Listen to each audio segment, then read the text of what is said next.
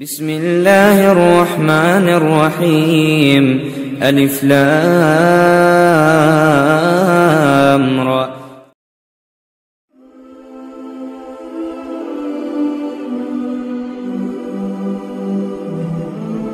This is a story which shocked me, wallahi al-azim.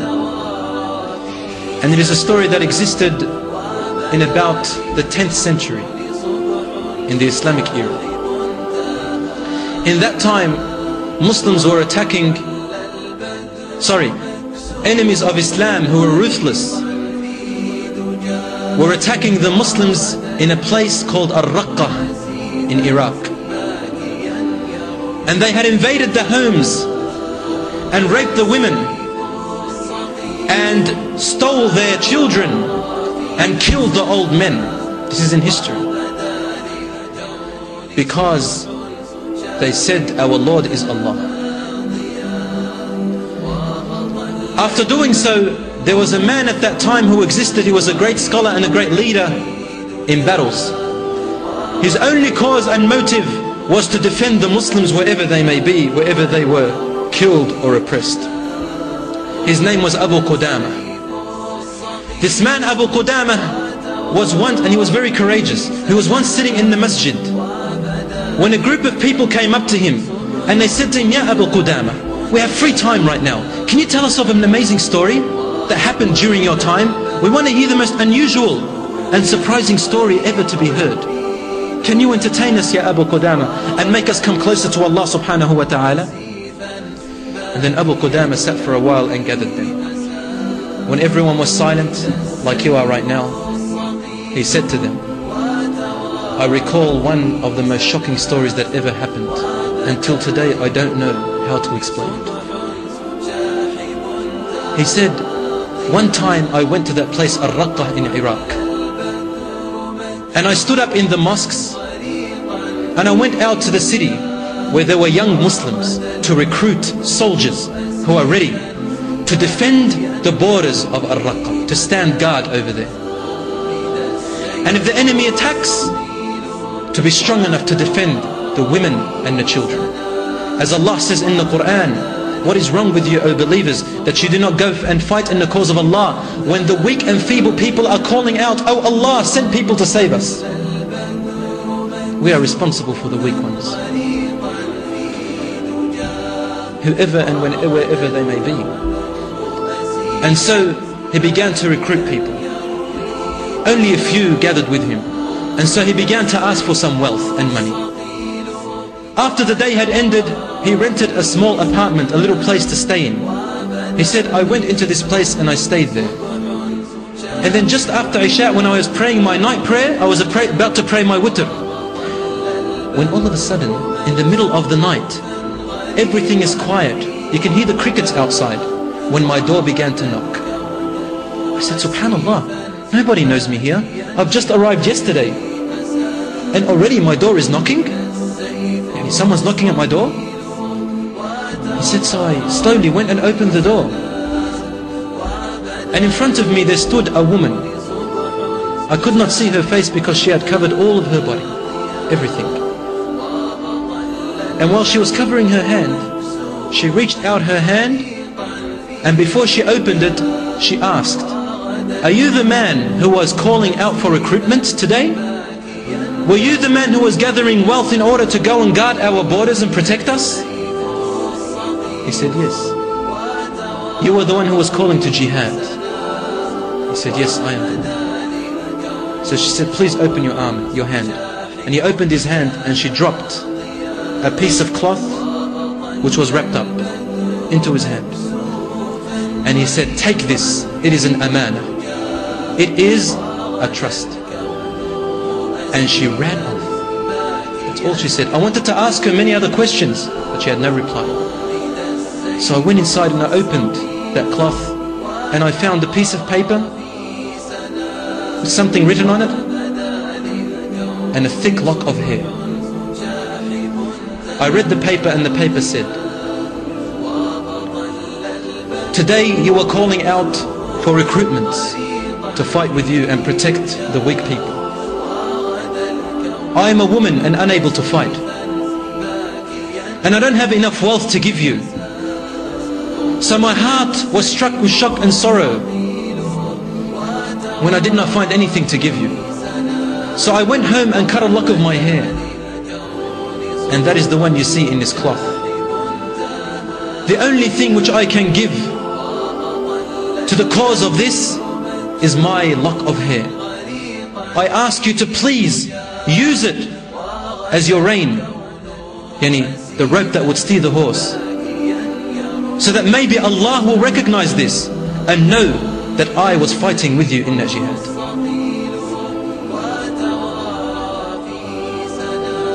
Even though taking a lock of the hair of a mu'min woman, giving it to a man, is not allowed in Islam, but her jihad spirit reached that stage. She couldn't stop herself. She said, and tomorrow someone will come to you. He is a recruitment. See if he is worthy. And that is it. He said, Subhanallah, what kind of a woman is this? He said, so I took the lock of hair and I did put it onto my reins. And the next morning I gathered the troops and we went out into the battlefield. When we reached the battlefield, the borders, we noticed that a group of army after a day began to make their way towards us. And so I got the army ready and I told them to stand guard. As we were about to move forward, I heard a voice from a far distance calling out, Ya Ammi Aba Qudama, Ya Ammi Aba Qudama, intadhirni, wait for me, my uncle. He looked back and he found a fierce warrior on his horse galloping fiercely towards him, and he had his face covered like this. As soon as this man approached him, Abu Qudama looked at him and said, how can I help you? He said, wait for me. Alhamdulillah, Alhamdulillah, who has written for me to meet you and unite with you. He said, calm down and take a bit of breath. He said, you don't understand. I made a dua all my life to have this opportunity, and I thought that you were going to beat me. Allah subhanahu wa ta'ala decreed that I was going to unite with you. Alhamdulillah, Alhamdulillah. He said, ask me, what do you want? He said, I want to fight with you. I want to have part in this. And then Abu Qudama said to him,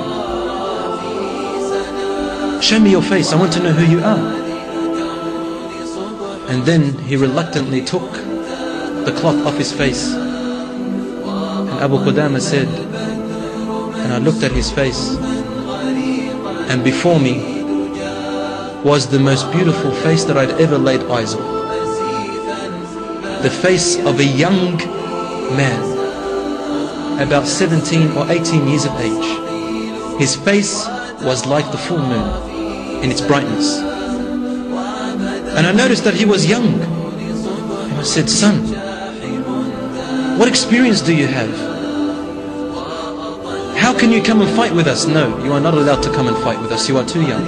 Return back. And he said, but my mother came to you last night. He said, your mother? He said, yes, my mother. He said, who is your mother? And he said, she's the one that gave you a lock of her hair, and she told you to look after me. He said, is that your mother? He said, Naam. He said, you should go back and look after her, son. Don't come here and fight. And he started to hold on to him, the young boy. And he said to him, no, Abu Qudama, no, my father fought in jihad and I want to fight too. I want to defend. Please accept me. I have great experience. I have fought many battles and I'm an experienced horse rider. I'm a really good experienced person. Wallahi, you will find me that I'm able to help you a lot. When he insisted on him, and he insisted on him, Abu Qudama looked at him and said to him, okay, if you are insisting on traveling along with us, then you have to stand in the last line. And your work is to prepare food for the soldiers. He said, fair enough, I'll do that. So they went out. And sorry, the enemy wasn't approaching, but they had news of the enemy approaching. And so the time of lunch came, and the soldiers wanted to eat. And he sent out this young man, his name was Muhammad. to go out and prepare the meal. And then when about 1 or 2 hours passed, no food had arrived. Abu Qudama said, so I went searching for him and thought, what had kept him so long? And when I arrived, I found the pot was boiling in front of him and he was asleep beside it. I said, subhanallah, he must be very tired. Because most active amongst all the men, he would race after this one and race after that one, help this person, help that person. Was very active during the day. I became amazed how agile this young boy is, how enthusiastic this young man is. And so I felt sorry for him, and I thought maybe he needs some rest. So I did not interfere and I did not disturb him. And I began to prepare and finish and complete off the meal myself. But as I was stirring, he said, I heard a small sound coming from him. So I looked immediately at him, and all of a sudden I see his face begin to smile. He's asleep. After a few moments, the smile grew. A few moments later, his teeth began to show. And then even a few moments later, he began to laugh in laughter and giggle. As he was laughing, his laughter began to intensify until finally he awoke. Suddenly. And he saw me in front of him with open eyes. And his smile immediately faded away. As though he was shocked that I was there in front of him and he did not want me to be there. As though he had a secret. And then I said, and then he got up immediately and he said, Ya Ammi, I'm sorry, I didn't know that I had gone to sleep. Please, you don't have to prepare the food. Please let me. Abu Qudama said, no, you sit down. Wallahi, I will not let you do anything until you tell me, why were you laughing? I said, I was laughing? He said, yes, you were laughing. Your laughter could reach a few meters away. Stammi Abu Qudama, since you saw me laughing and you won't let me go, I will tell you what I was dreaming about. But you have to keep it a secret between you and I. For if I tell you, maybe Allah will not accept my reward of coming here. Maybe it will be insincere. He said, please tell me. He said, I'm listening with open ears. I really want to know what he was seeing in his dream. And then the young boy said, I slept and then I noticed as if the last hour had come. The world ended. And the day of judgment came. Everybody was looking up into the sky. شَاخِصَةٌ أَبْصَارُهُمْ. And then all of a sudden, I hear a voice calling out, grab Muhammad and take him to paradise. Amongst everyone, a light came to me. A light, and took me away. And then there was a man next to me. A very handsome man. His light emanated from his face till it reached the far corners of what I could see. And he took me into Jannah. And I asked him, who are you? And he said, I am one of your servants which Allah has made for you in Jannah, in your palace. And he said, where are you taking me? This is when he began to smile. He said, I am taking you to your wealth and to your family and to your belongings and possessions in your palace in Jannah. And so his smile grew more. And then when he reached the great gates and the great doors of his large possession, he said, I cannot enter here, for you have women inside and I am not allowed to set eyes upon them. His smile grew more. And so he entered. He said, and then I found many beautiful women. Their light was so great that I thought if they were to show themselves on earth, they would light the whole earth. And they grabbed my arm and took me away. And I thought, are you my wives? And they said, no, no, no, we are just your servants. But you have your princess waiting inside al-Khidr, inside the tent, reclining on her silk sheets, waiting for you. And so I entered, and all of a sudden I see a woman which almost made my heart escape, made my soul escape from my body. And I said to her, who are you? And a smile grew when his teeth began to show. And she said, I am the one whom Allah promised you. I am your wife in Jannah. I am the one who Allah gift wrapped it for you. وَمَا تَدْرِي ما أخفي لهم من قرة أعين. And no mu'min knows what Allah has gift wrapped for them in Jannah, even for the women. And then he said, he came to extend his arm and touch her, and then she grabbed his arm and returned it back gently. And she said to him, no, Ya Muhammad, not now. I ask Allah to save you from any bad acts. I am not yours yet.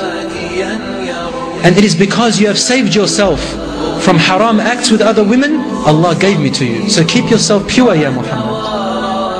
وَمَوْعِدُنَا غَدًا عِنْدَ الْفُطُورِ.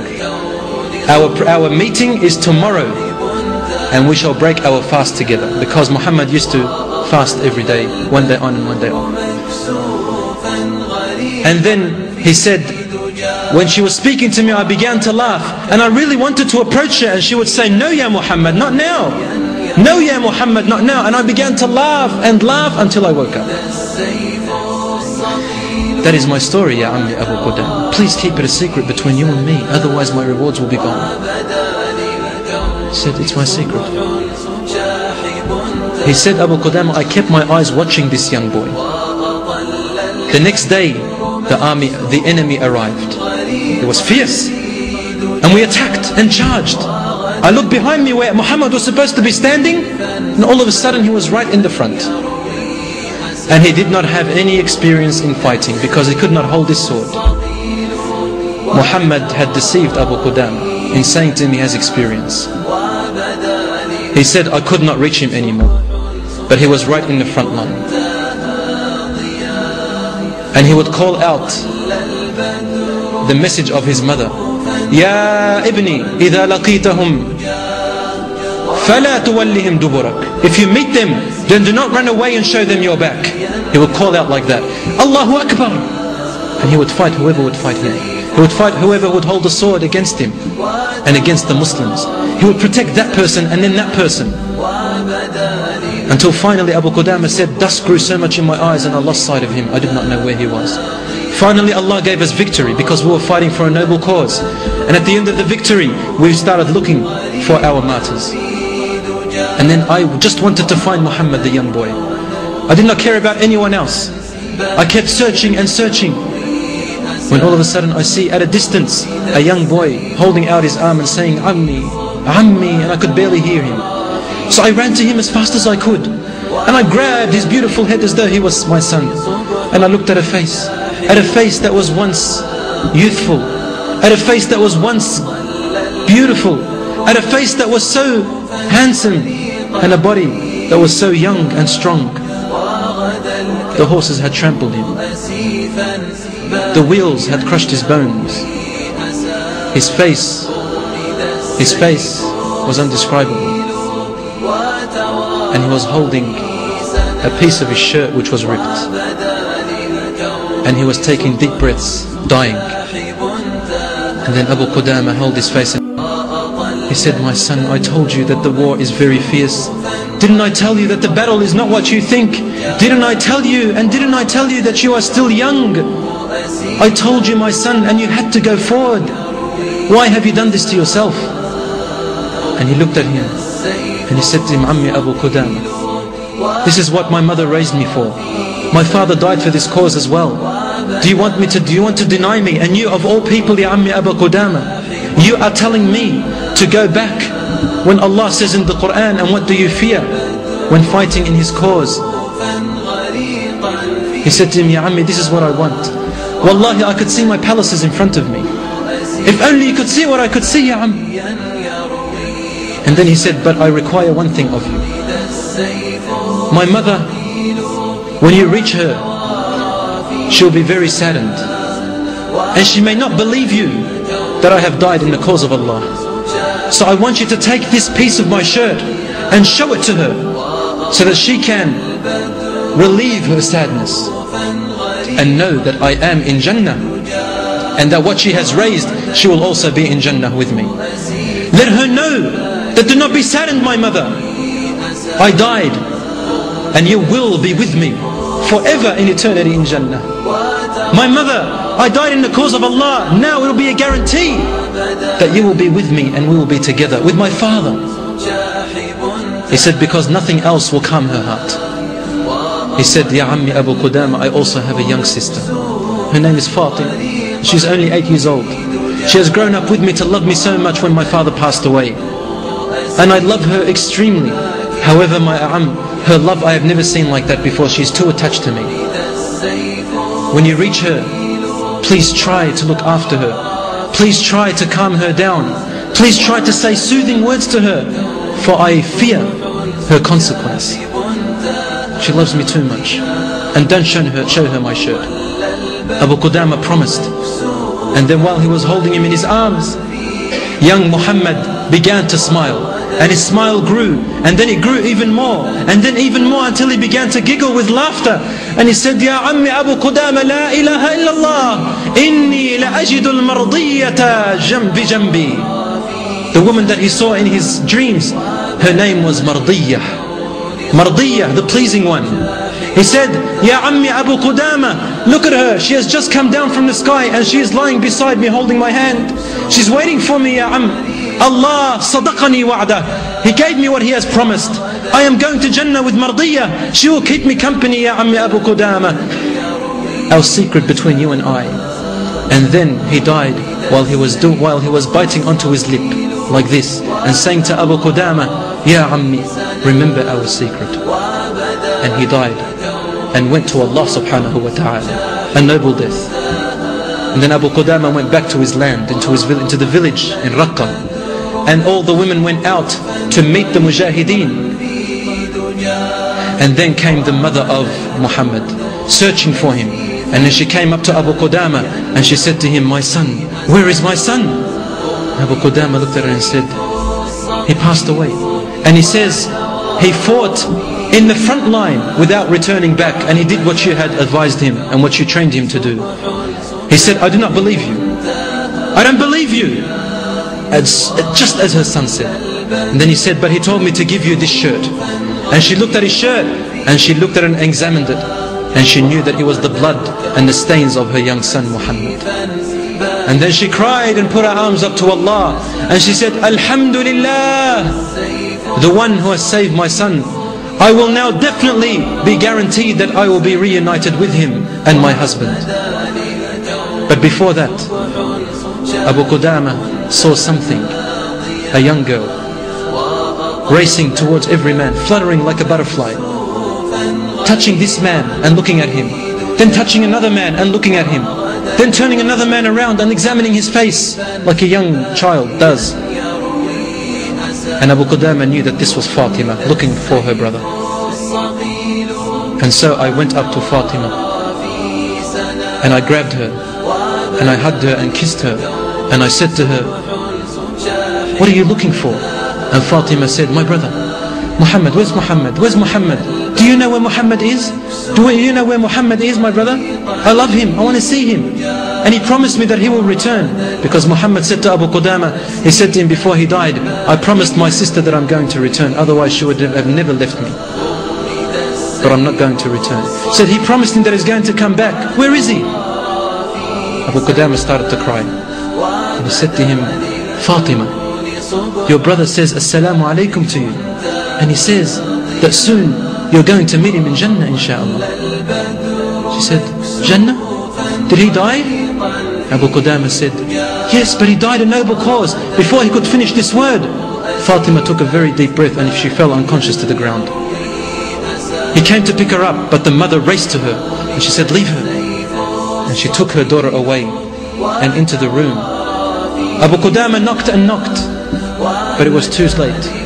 He heard the mother inside crying and saying, oh my Lord, my husband died for your cause and he is in Jannah, inshaAllah. My son, I have sacrificed him for you, Ya Allah, and I have raised him.